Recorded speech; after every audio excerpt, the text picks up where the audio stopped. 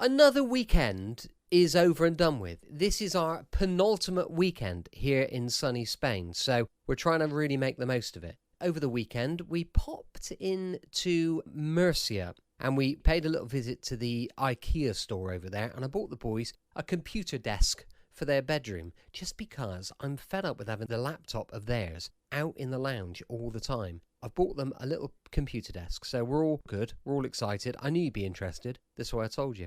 Welcome to another episode of Brett's Old Time Radio Show, and welcome to our summer home here in the Murcia region of southern Spain. Thank you for joining us once again for our regular late night visit to those dusty studio archives of old time radio shows, temporarily right here at my home on the Costa Calada. I'm Brett, I'm your host for our Nighttime podcast. Welcome to another episode. Usually I tell you I've got Facebook, Instagram and YouTube, all called Brett's Old Time Radio Show, and I'd love it if you'd follow, which I still would. However, my 7-year-old he's very excited. He has been wanting to set his own social media up and his own YouTube channel and things for such a long time. His big brother's got stuff and he really wanted it. So we've finally relented and he's been putting some fabulous content. So if you want to go and check out William's Wild Worlds on social media, then you will, I guarantee it's absolutely belting and you'll love it.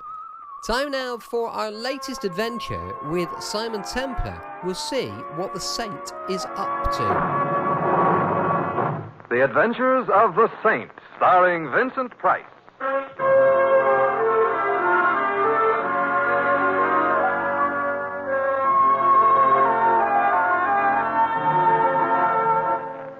The Saint, based on characters created by Leslie Charteris and known to millions from books, magazines, and motion pictures. The Robin Hood of modern crime now comes transcribed to radio, starring Hollywood's brilliant and talented actor Vincent Price as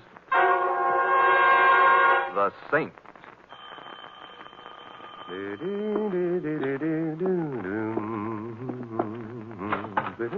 Hi, Mr. Templar. Theodore. Excuse me while I drag her in, huh? Drag her. Oh, yeah. She is in. Good. She is a very nice tuba, Mr. Templar. Perhaps. I will take her out of the case now and... Theodore, if you lift that confounded thing to your lips, you're a dead man. You do not have to get violent, Mr. Templar. I don't. Theodore, you forget that on one occasion you trapped me. I have heard you play that thing. Well, I have never before nor since wanted to be deaf. Well, Mr. Templar, I have been practicing since then. Are you trying to tell me you now play better? Well, louder. Goodbye, Theodore. I have got a problem. I don't doubt it. But not what you think. It ain't the neighbors. Oh, they've all moved out, huh? The landlord nailed my windows down. He's a man of genius. My problem is something else. It would help if Keep away from that tuba. But I only want to play... I've never strangled anyone yet, but there can always be a first time. Okay, I won't demonstrate. But you heard me play. 5 years of my life went down the drain on that unhappy day. What did I play for you? It had a title? Well, I guess it don't really matter. On account of I only know one piece, so... Well, anyways, that's what I played for Mr. Stanley. Who immediately, and no doubt happily, proceeded to return to Africa, yodeling for Livingston. Nah. Mr. Stanley is hard of hearing? No. He is a maniac? Nah. He hates music? No, he is the guy who owns a Stanley Casino, which is kind of upstate and is a very swanky roadhouse-type roadhouse. Oh, you had him tied to a chair. Mr. Templar, he asked me to play. He called me up and asked me to come over and play. And? And after he heard me play, he hired me. Oh? To do what? Sweep the roadhouse? To play the tuba in his band. You know, it doesn't happen very often, but tonight it's happened. Words have failed me. Not only has Mr. Stanley hired me, but he is going to pay me $100 a week. And not only is he going to pay me $100 a week, he also handed over $100 in advance, in cash. Theodore, I suppose I should congratulate you. Oh, thanks. But what's your problem? Mr. Templar, I love to play the tuba, but I don't play it good, I know that. You're an honest man, Theodore. Even I sometimes can't stand the sounds I make. Mr. Templar, nobody would pay me dough to play if it was legitimate. You may be right, Theodore. So what should I do? I still got the whole $100. Should I give it back to Mr. Stanley? What kind of a man is he, anyway, by reputation? Huh? From what I have heard around, he is a very big operator type. And I do not think he has had a reputation ever since he was expelled from reform school. Oh, why was he expelled? Oh, he lowered the tone of the place. Theodore, when do you start working for him? I make my debut tonight. Debut. I see. So what I'm asking you, Mr. Templar, is will you please be there when I debut? That means there will be at least one friend of mine in the audience, and I got a feeling I am going to need a friend. You may be right, Theodore, but if the roadhouse is the kind of place most roadhouses are, the patrons will be thinking of other things than music anyway. Yeah, but suppose they think of murder.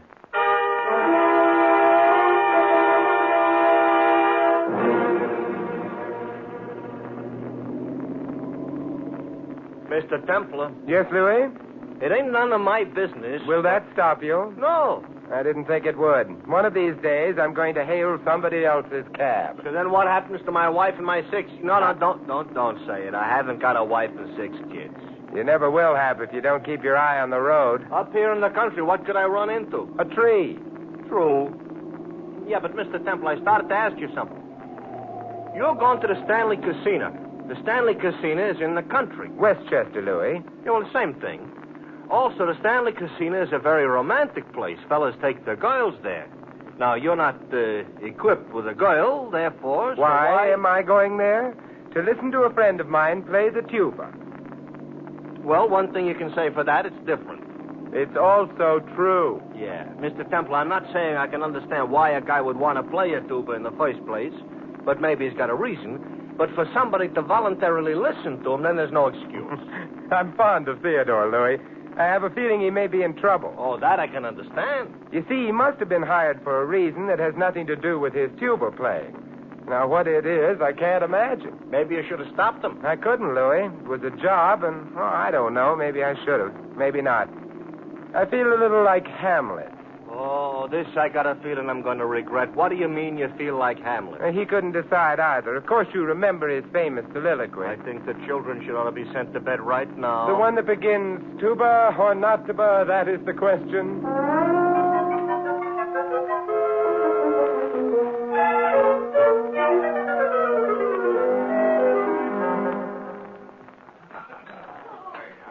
Oh, it's a nice joint, Mr. Templar. So it is. Nice of you to ask me into dinner. Can you afford it? The prices are a little high, Louis. My steak could have bought a cow. Perhaps, but it wouldn't have bought a floor show. And judging from the decor, the floor will shortly have plenty to show. I wouldn't be surprised. Embarrassed, maybe, but surprised, no. Hey, look, the band is climbing into the bandstand. Yeah, I noticed. Only trouble is... Oh, I don't see no tuba. No Theodore either. Maybe he got fired. Before he even started to play? No.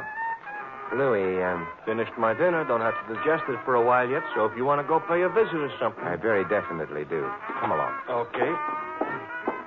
Only where are we going? Well, there's a door at the left of the bandstand. Several people have used it. We might try it. Could be maybe an exit. And then the head waiter will stop us. Yeah, and he ain't, so? So we try it. Well, very nice hallway. Got walls on both sides. Yeah, not to mention a roof. Light coming through the transom of that door up ahead. Mr. Templar, we're looking for Theodore. We're looking at the moment for anyone we can find. I don't hear much noise coming out of that room. Yeah. This might be Stanley's office. Come in. Good evening, Mr. Stanley. Guests here, gentlemen? Yes. Well, of course, I'm always delighted to see guests in person, but I'm sure my head waiter will do anything to satisfy you. Tell me, does he employ the musicians for your orchestra? Are you musicians? Well, not exactly. We're interested in one of your musicians. That's all? Which one? Theodore Coogan. Coogan? Coogan. Well, I'm sorry, but the name isn't familiar. Of course, I know all the boys in the band, of course. What does he play? He insults a tuba. Tuba? Well, I'm sorry, but we don't have a tuba in my band. What made you think your friend Theodore might be playing for me? Oh, rumor? Well, I'm afraid it was an incorrect rumor. However, if your friend's a good man, you know, the novelty might be worth something.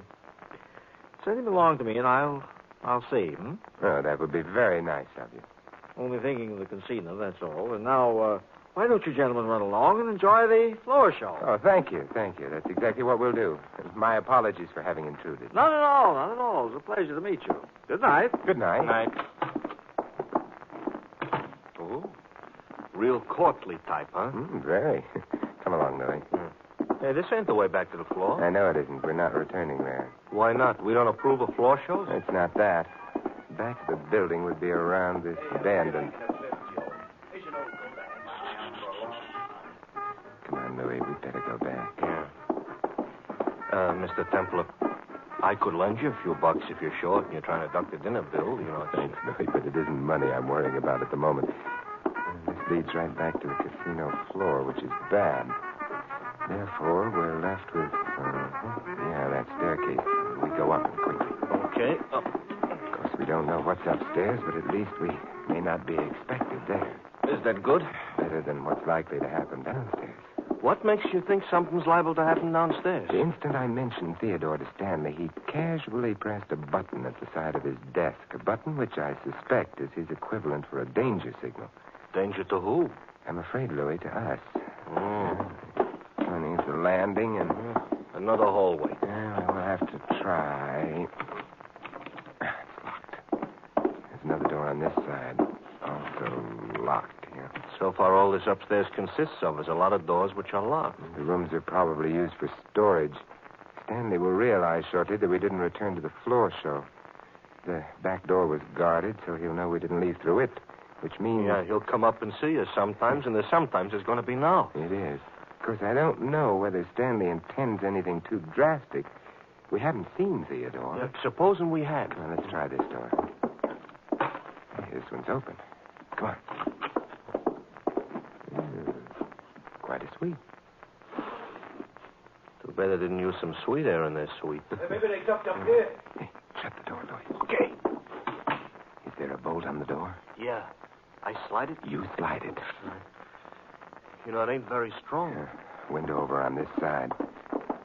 Hey, it's a room with a view. Yeah? Yeah, what we've got is a view of the parking lot.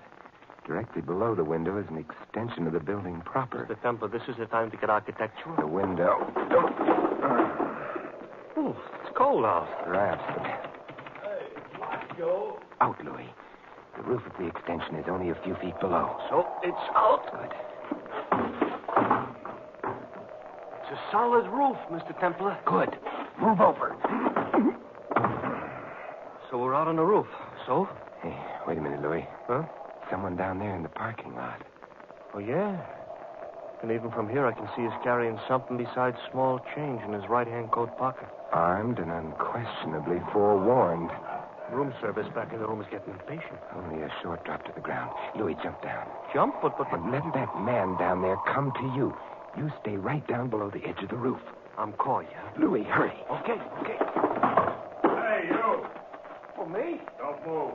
Never broke a lease in my life. Keep your hands away from your pocket. Yeah, but they're in my pocket. I said... Okay. I heard what you said. Well, here goes. Mr. Templar, you didn't say 4, and you landed right on him. Hey, it's out cold. Come on, Louis. Yeah, I already located it. It's over to the left. Come on, let's take a cab, huh?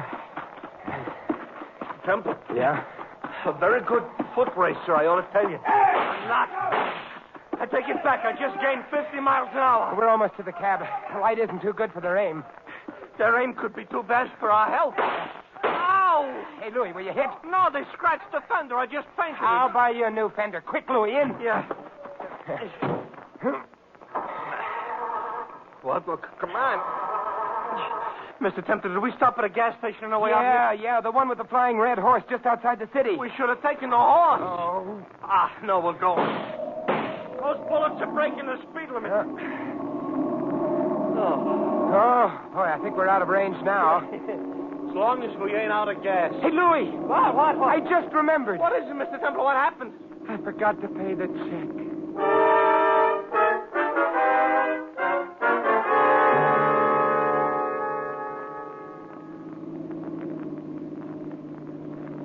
Mr. Templar? Yeah, Louis? I ain't as big a coward as I sound. Of course you're not. I'm bigger. Why don't we go home instead of visiting that tuba player? Louis, Theodore may be in danger. Uh-huh. And when they fire bullets at us, we're not in danger, huh? You mustn't forget, Louis, that Theodore has to worry about his tuba, too. Oh, this touches me. Okay, we'll help Theodore protect the tuba. But if we wind up in a hospital, who'll need a tuba? We will. A tuba toothpaste.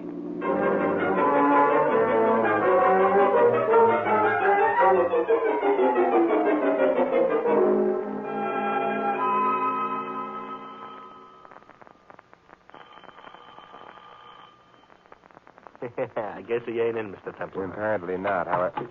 Hello. Ooh. That's a tuba player? Good evening. I'm Simon Templar. This is Louis. I'm the Queen of Transylvania. But don't let that bother you. Oh, may we come in? Of course. The king is out of town. Now, there's only one trouble about being the Queen of Transylvania. What's that? There is no such place as Transylvania. You're bright. But I didn't want to frighten you outside. Or upset the neighbors with your gun. I always worry about the neighbors. And now that you have your gun pointing at me, what am I supposed to worry about? A good explanation of why you're looking for Theodore. Why does that concern you? I don't think I like people who go around looking for Theodore. Maybe they can't help it. It's a neurosis or something. Yeah, I might want to offer Theodore a job. Doing what? Well, playing the tuba in an orchestra. And I'm the Queen of Transylvania. You'll have to do better than that, Mr. Templar. Hey, that car. Unless I'm guessing badly, the number of people you dislike is shortly going to be increased. I don't... That car which just stopped outside may be bringing more seekers for Theodore. Don't move, please. See anything interesting through that window? The car did stop, look. Somebody's getting in. Oh. Both of you stay where you are. And don't try to follow me. Hey, look at it. Went right out the back door. That's not polite. No point in following her. Yeah, I'd rather find her than Theodore. There must be anything. another room. That door. You still think maybe Theodore is here? I don't know. This is the bedroom. And... Well. Well, you found Theodore? On the bed, Louis, lying on a lovely white sheet. Whoa. We've been shot full of holes. Don't look good on him. No, he's dead, thoroughly dead, but that's not Theodore. The doorbell. Undoubtedly Mr. Stanley and his friends, however. Mr. Templar, this is no time to pick a corpse's pocket. His wallet. Yeah. All right, come on. We may still make it if they haven't put anyone on the back door. And if they have? Let's not cross any bridges until they collapse under us, huh? Something with what you just said. Clear out here. Fire stage, yeah. Yeah, I know. No bridges. We ought to be able to make it out of the building. You know something? This is one time I would like to run into a cop who'll ask me where's the fire. There's a more important question, Louis. Where is Theodore?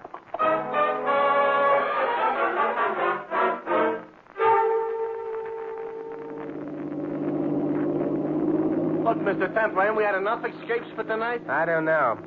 Louis, the corpse back in Theodore's apartment was a man named Max Carter. Oh, that's why you swiped his wallet. There wasn't nobody around to introduce him to it. Yeah, that's right. Does that wallet also tell you why he was murdered? No. Therefore, Yeah? suppose we stop at the nearest drugstore. Mr. Templar, I couldn't eat a thing. That's not what we need a drugstore for. Now, look, there's one up ahead, Louis. Okay. Hey, no, Mr. Templar. Wouldn't you have thought that whoever killed that Carter guy could have been smart enough at least to swipe the wallet so that the body wouldn't have been immediately identified? No. I suspect it was very important to the killer that the body be identified, and quickly. I will say aha. Aha. This makes me sound smart, like I understood what you said.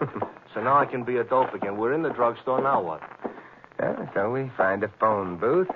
Yeah, this one. Yeah. And we make a phone call. Well, if you'd have had a chance at least to get a phone number, I would know who you were phoning. But you didn't. So who you phoning? The police. Louis, I've got to find out who Max Carter is. Lieutenant Archer here. Oh, Lieutenant Simon Templar. The lieutenant just left for the upper Amazon. Good night. Well, what's the matter with the lower Amazon? Too low. Simon, what can I do for you? Who is Max Carter? Crook, drug addict, blackmailer. A wholesome little character. I see. Suppose he was found murdered. I'd give 3 cheers. And after that, you'd suspect whom? Killing Carter? Thousands of people. But the first guy I'd try to get in touch with would be a little tuba player named Theodore Coogan. Theodore Coogan? Why, Lieutenant? Well, Coogan was engaged to a girl named Wendy Breen. Very much in love with her. She committed suicide. Because of Carter, huh? Yep. So, unless Theodore had an ironclad alibi... Lieutenant, not ironclad. That went out with the bustle. Simon, why are you interested? In the bustle? No, in Carter. Well, maybe he has a bustle. Goodbye, Lieutenant. That's interesting. What is? Louis, I am about to ruin an old proverb. Oh, Mr. Templar, be careful. It's sometimes necessary to pay the piper true. But then it may also be necessary to prevent him from piping. Mm-hmm. Let's get back to the cab.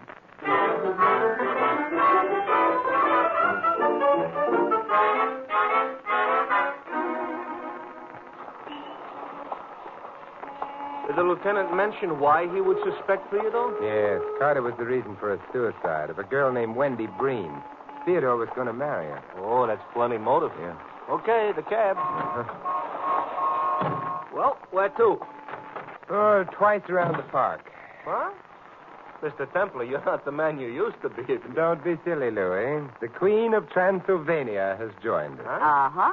I've been following you two. Well, we're flattered. When you stopped, I paid off my cab and decided to use yours. Oh, cozier? Cheaper.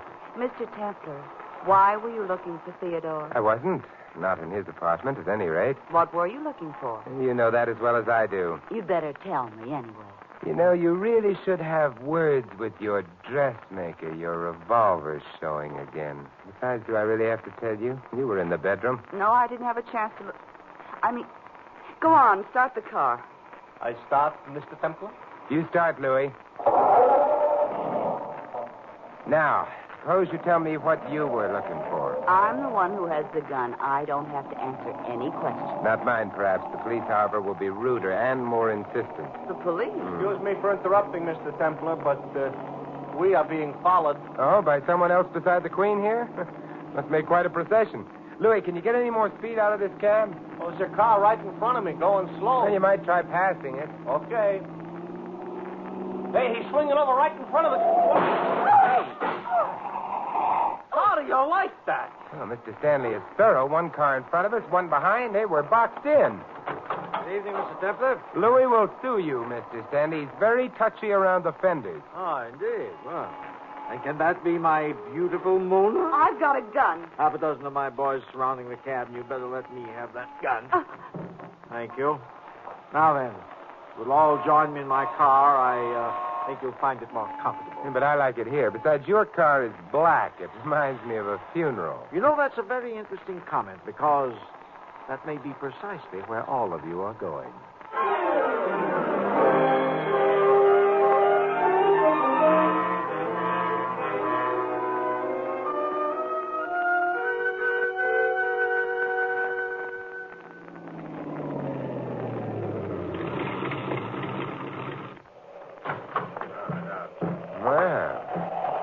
Stanley Casino, huh? It's beginning to feel like my little home away from home. Well, I'm so glad. The back way, boys. Come on, come on. You don't have to push.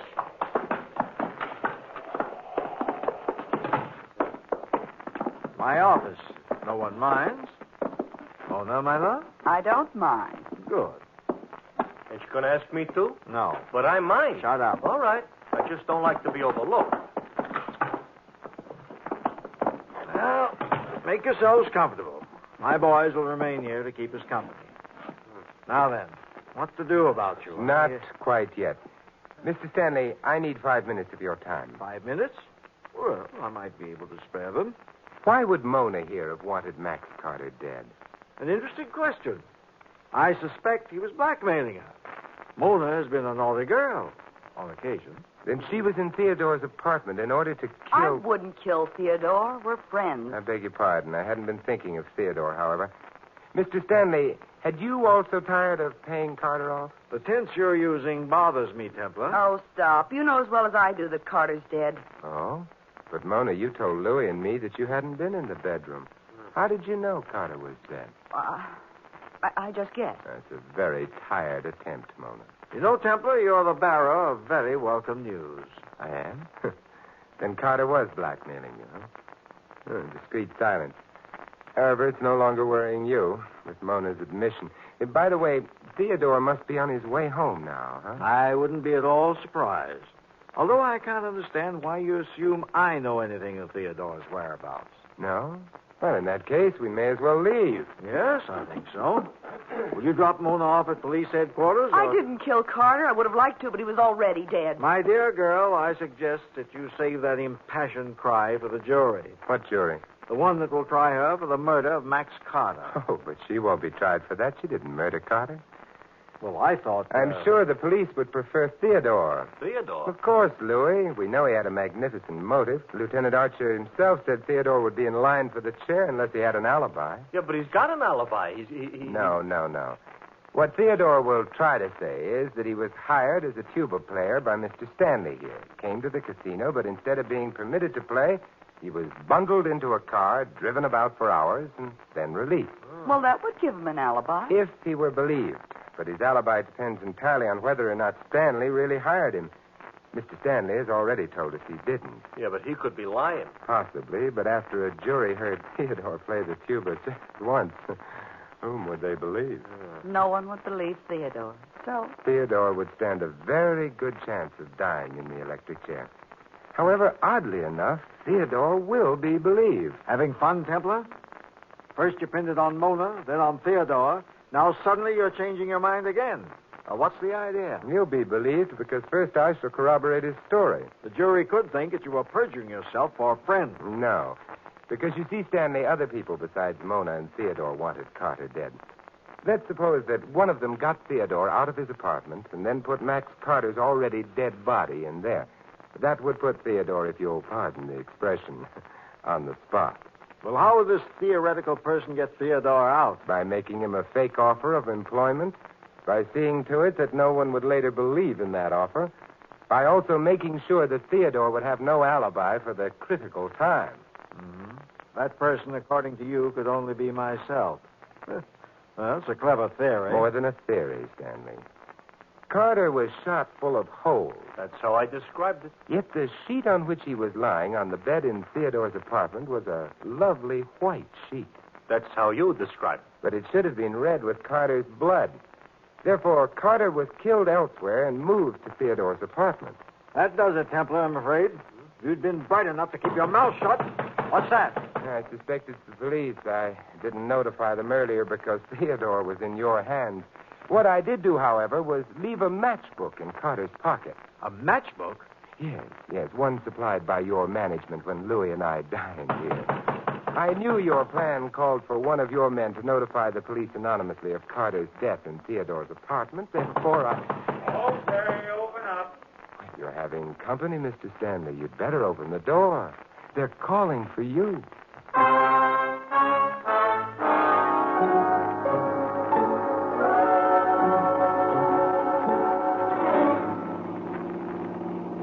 Well, Mr. Templar, we got through it alive. Perhaps, but will we ever be the same? Is that bad, Simon?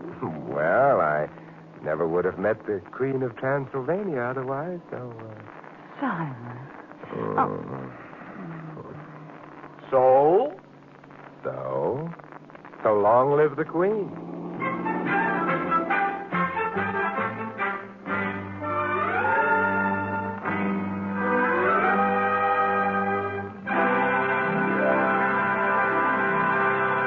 You have been listening to another transcribed adventure of the Saint, the Robin Hood of modern crime. Now here is our star, Vincent Price. Ladies and gentlemen, almost by definition, freedom has been an integral part of America. It is the foundation upon which our political philosophy is based. And now we must reaffirm our faith in that philosophy. This is the sentiment expressed by the Crusade for Freedom. The purpose of the crusade is simple. First, to bring moral and financial support to a radio station operating in the heart of Europe itself. A radio station which gives the communist-dominated countries a chance to hear the voices of their exiled democratic leaders, to tell the world just what America stands for, and to bring the truth to the ears of subjugated Europe. To reaffirm your faith in freedom, join the crusade for America, for all humanity. This is Vincent Price inviting you to join us again next week at this same time for another exciting adventure of the Saint. Good night.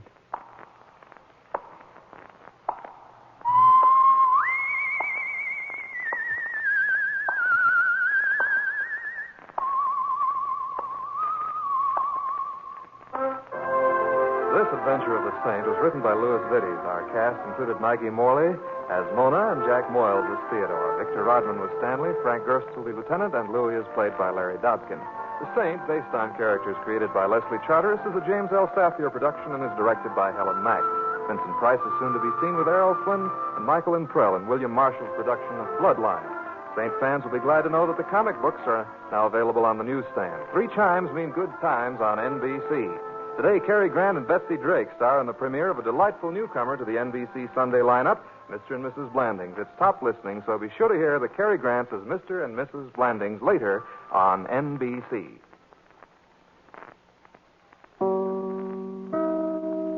Welcome back. Hope you enjoyed our latest adventure with Simon Templar. And don't forget, we'll be back tomorrow with some comedy. Best way to start the week on a Monday is with Hancock's Half Hour. That's going to be going live at 5 p.m. GMT. You can email me on brett@tourdate.co.uk. I'd love to know your thoughts on our little show. And if you'd like a shout out, just drop me a line and I'll be glad to mention you. Also, please do check out our Patreon supporter page, patreon.com/Brett's Old Time Radio Show. Thanks for listening. I'll be with you 7 days a week, each and every week, and I'll see you tomorrow on Brett's Old Time Radio Show. Love you. Bye.